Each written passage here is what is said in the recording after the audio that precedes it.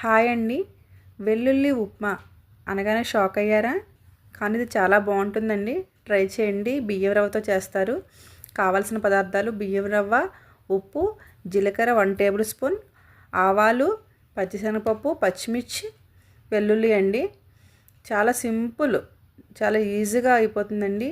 బాణీ పెట్టుకొని ఆయిల్ తీసుకొని అందులో వెల్లుల్లి వేసుకొని అవి కొంచెం ఫ్రై అయిన తర్వాత పచ్చిశనగపప్పు, పచ్చిమిర్చి అవి కొంచెం ఫ్రై అయిన తర్వాత జీలకర్ర, ఆవాలు వేసుకోవాలండి. తర్వాత కరివేపాకు కూడా వేసుకొని ఒక 2 మినిట్స్ ఫ్రై చేసుకోవాలి.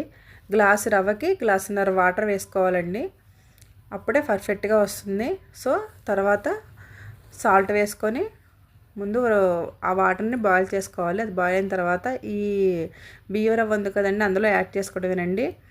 అంతేనండి. దీన్ని మూత పెట్టుకొని మనం కుక్ చేసుకోవాలి. ఏదైనా ట్రై చేయకపోతే కనుక ట్రై చేయండి. చాలా టేస్టీగా ఉంటుంది. ఓకే అండి, మన ఉప్మా రెడీ. థ్యాంక్ యూ అండి.